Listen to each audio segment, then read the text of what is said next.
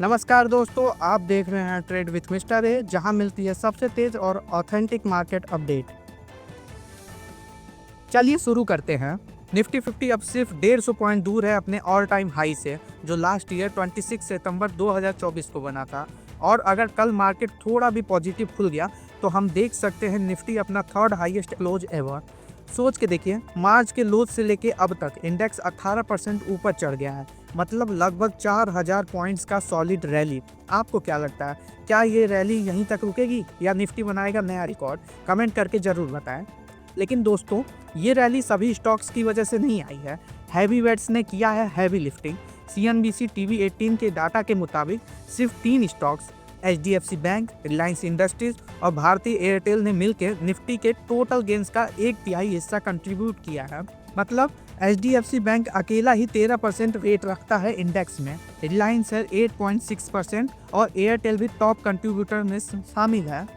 सोचने वाली बात यह है कि ये रैली IT सेक्टर के बिना आई है, क्योंकि IT stocks TCS, Infosys, HCL tech, Wipro, tech Mahindra सब अभी प्रेशर में है। उनका कंबाइंड वेट अब सिर्फ 13% रह गया है, मतलब HDFC बैंक से भी कम। आपका क्या टेक है IT स्टॉक्स पर? क्या ये सेक्टर अब बाई ऑन डिप्स अपॉर्चुनिटी बन गया है? आज की दूसरी सबसे बड़ी न्यूज है US से। फेडरल रिजर्व ने अपनी बेंचमार्क लेंडिंग रेट को 25 बेसिस पॉइंट्स से ट्रिम कर दिया है। हाँ दोस्तों, इसका मतलब है कि अब ओवरनाइट लैंडिंग रेट 3.75% से 4% के रेंज में आ गया है। फेड ने कहा है कि इकोनॉमिक एक्टिविटी अभी भी मॉडरेट पेस से एक्सपेंड कर रही है, मतलब ग्रोथ है लेकिन स्पीड थोड़ी स्लो है, और जॉब गेन्स थोड़े स्लो हो गए हैं इस साल, और अनएम्प्लॉयमेंट रेट थोड़ा ऊपर गया है लेकिन अभी भी लो है। इन्फ्लेशन की बात करें तो फेड ने एक्नॉलेज किया है कि इन्फ्लेशन ऊपर गया है और अभी भी थोड़ा एलिवेटेड है। आगे बढ़ने से पहले अगर आप अभी तक हमारे चैनल को सब्सक्राइब नहीं किए हैं तो जल्दी से सब्सक्राइब कर लें, ताकि आप कोई भी अपडेट मिस ना करें। अब बात करते हैं टेलीकॉम सेक्टर की, जहां एक बड़ी खबर आई है वोडाफोन आइडिया पर। कल यानी 29 अक्टूबर को टेलीकॉम मिनिस्टर ज्योतिरादित्य सिंधिया ने कहा है कि गवर्नमेंट को अभी तक सुप्रीम कोर्ट का रिटर्न ऑर्डर नहीं मिला है वोडाफोन आइडिया के AGR केस पर। गवर्नमेंट ऑर्डर मिलते ही उसका इम्प्लीकेशन को स्टडी करेगी और तभी डिसाइड करेगी कि वोडाफोन आइडिया को रिलीफ दिया जा सके या नहीं। एक सीनियर ऑफिशियल ने कहा, final details of the judgement will guide the next course of action. तो अब सबकी नज़र है उस रिटर्न ऑर्डर पर, क्योंकि वही डिसाइड करेगा टेलीकॉम सेक्टर का नेक्स्ट मूव। IPO न्यूज पर भी नजर डाल लेते हैं। पहली लेंसकार्ट की, जिसका 7,278 करोड़ रुपए का IPO कल यानी 31 अक्टूबर से खुल रहा है। पब्लिक सब्सक्रिप्शन 31 अक्टूबर से 4 नवंबर तक रहेगी और एंकर इन्वेस्टर के लिए बिडिंग स्टार्ट हो रही है 30 अक्टूबर को, मतलब आज ही। IVR रिटेलर लेंसकार्ट सॉल्यूशन ने अपने इशू के लिए प्राइस बैंड रखा है 382 रुपये से लेकर 402 रुपये पर शेयर तक, और इस वैल्यूएशन पर कंपनी की मार्केट वैल्यू 69,700 करोड़ से ज़्यादा होने वाली है। लेकिन दोस्तों, एक ट्विस्ट है, ग्रे मार्केट में सेंटीमेंट थोड़ा कूल डाउन हुआ है। मार्केट ट्रैकर्स के हिसाब से शेयर फिलहाल 17% प्रीमियम पर कोट हो रहे हैं, मतलब एक्साइटमेंट कम हुआ है पिछले के मुकाबले। अब चलिए, अगला स्टॉप है बोट। इमेजिन मार्केटिंग, जो बोट ब्रांड की पेरेंट कंपनी है, उसे भी मिल गया है सेबी अप्रूवल अपने 1500 करोड़ IPO के लिए। इस ऑफरिंग में होगा 500 करोड़ का फ्रेश इशू और 1000 करोड़ का offer for sale by existing investors. और सुनिएगा, OFS में कुछ बिग नेम्स अपना स्टेक बेच रहे हैं। Sameer Ashok Mehta 75 crore, Aman Gupta 225 crore, South Lake Investment Limited 500 crore, Fireside Ventures 150 crore और क्वालकॉम वेंचर 50 करोड़ के शेयर्स बेचेंगे। यानी क्लियर है, ईयरली इन्वेस्टर थोड़ा प्रॉफिट बुक कर रहे हैं, जबकि कंपनी फ्रेश कैपिटल रेज करेगी अपने एक्सपेंशन के लिए। तो अब आप बताइए, इन दोनों IPO में से किस IPO के इंतजार में थे आप, या दोनों IPO में अप्लाई कर रहे हैं? कमेंट्स में जरूर लिखिएगा अपना टैग। अब कंपनीज के क्वार्टरली रिजल्ट्स पर भी नजर डाल लेते हैं। NMDC स्टील कंपनी ने अपने Q2 रिजल्ट्स डिक्लेयर किए हैं और यहाँ एक रिमार्केबल इंप्रूवमेंट देखने को मिल रहा है। कंपनी का नेट लॉस अब सिर्फ 115 करोड़ रहा, जबकि पिछले साल इसी क्वार्टर में लॉस था 595.4 करोड़ का, यानी लॉसेज में 81% का reduction year on year. Not bad, right? Revenue भी सॉलिड जंप दिखाता है 3,390 करोड़, जो पिछले साल के 1,522 करोड़ से ज़्यादा है। ऑलमोस्ट 123% का ग्रोथ। और सबसे बड़ी बात, कंपनी का EBITDA भी पॉजिटिव हो गया है 208 करोड़ के साथ, जबकि पिछले साल कंपनी को लॉस हुआ था 441 करोड़ का। मार्जिन भी 6.13% तक इम्प्रूव हुआ है। तो सवाल ये है, क्या आपको लगता है NMDC स्टील अपना टर्न अराउंड स्टोरी लिख रहा है? कमेंट करके बताइए, बुलिश है या स्टील कॉशंस।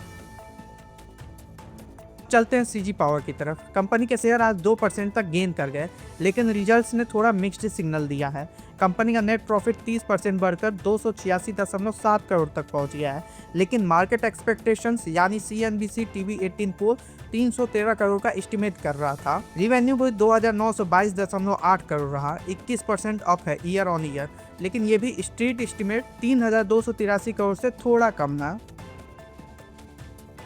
और अब बात करते हैं स्पिरिट्स इंडस्ट्री के स्टार परफॉर्मर की, रेडिको खैतान लिमिटेड। कंपनी ने Q2 में एक सॉलिड 72% जंप दिखाया है अपने नेट प्रॉफिट में, जो पहुंच गया 139.5 करोड़ तक। ये ग्रोथ आई है प्रीमियम प्रोडक्ट सेल और स्टेबल रॉ मटेरियल कॉस्ट्स की वजह से। रिवेन्यू भी 34% जंप हुआ है 1493.7 करोड़ तक, और EBITDA 45.4% बढ़कर 237.4 करोड़ हो गया है। मार्जिन भी इम्प्रूव हुआ है 28% से बढ़कर 31.2%। दोस्तों, NTPC की subsidiary NTPC green energy limited ने इस क्वार्टर में जबरदस्त परफॉर्मेंस दिखाई है। कंपनी का नेट प्रॉफिट 131.6% के जंप के साथ पहुंच गया है 88 करोड़, जबकि पिछले साल इसी क्वार्टर में था सिर्फ 38 करोड़। रिवेन्यू भी स्ट्रांग रहा 612.3 करोड़, जो पिछले साल के 503.8 करोड़ से 21.5% ज़्यादा है। और सबसे बड़ी बात, EBITDA भी 26% ग्रोथ के साथ 529.6 करोड़ तक पहुंच गया। EBITDA मार्जिन 83.4% से बढ़कर 86.5% हो गया है। सो गाइज, क्या लगता है आपको, NTPC ग्रीन एनर्जी का ये स्टेलर परफॉर्मेंस स्टॉक प्राइस में और रैली ला सकता है? कमेंट में बताएं, खरीद रहे हैं क्या इस स्टॉक को आप लोग? अब बात करते हैं यूनाइटेड ब्रेवरीज लिमिटेड की, जहां क्वार्टर्स के नंबर थोड़े डल लगे इन्वेस्टर्स को। कंपनी का नेट प्रॉफिट 64% के साथ हाल के साथ गिरकर आ गया 46.95 करोड़ पर, जबकि पिछले साल इसी क्वार्टर में था 132.2 करोड़। और हाँ, ये CNBC TV18 के पोल एस्टिमेट 110 करोड़ से भी काफी नीचे रहा।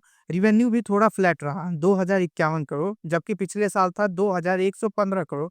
पोल एस्टिमेट था 2156 करोड़, तो थोड़ा मिस हुआ। EBITDA भी 42.4% की गिरावट के साथ 130.4 करोड़, जबकि लास्ट ईयर था 227 करोड़। और दोस्तों, LIC हाउसिंग फाइनेंस लिमिटेड ने भी अपना Q2 FY26 रिजल्ट्स अनाउंस कर दिया है, और नंबर थोड़े स्टीडी लगे इन्वेस्टर्स को। कंपनी का नेट प्रॉफिट आया है 1349 करोड़, जो पिछले साल के 1328 करोड़ के मुकाबले 1.6% ज्यादा है। मतलब ग्रोथ मॉडेस्ट है, लेकिन पॉजिटिव डायरेक्शन में है। नेट इंटरेस्ट इनकम NII भी बढ़कर 2048 करोड़ तक पहुंच गया, जो लास्ट ईयर के 1981 करोड़ से 3.3% हाइयर है। स्टेबल लोन डिमांड और इम्प्रूव्ड इंटरेस्ट इनकम ने कंपनी को सपोर्ट दिया है, लेकिन क्वेश्चन ये है, क्या ये स्टेडी परफॉर्मेंस आगे भी सस्टेन रहेगा?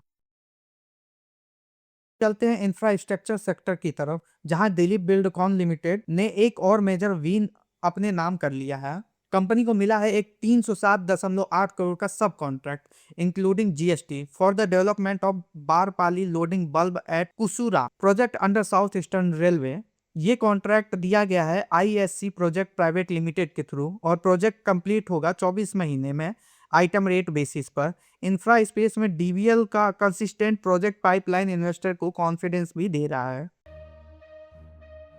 तो दोस्तों, आज की मार्केट अपडेट यही थी। कैसी लगी आपको ये खबरें? अपनी राय कमेंट सेक्शन में लिखना न भूलिए। और हाँ, अगर आप चाहते हैं कि आपको हर दिन ऐसी ही न्यूज मिलती रहे, तो चैनल को सब्सक्राइब कीजिए और बेल आइकन दबा दीजिए, ताकि कोई भी अपडेट मिस न हो। मिलेंगे कल नए अपडेट्स के साथ, तब तक के लिए हैप्पी ट्रेडिंग।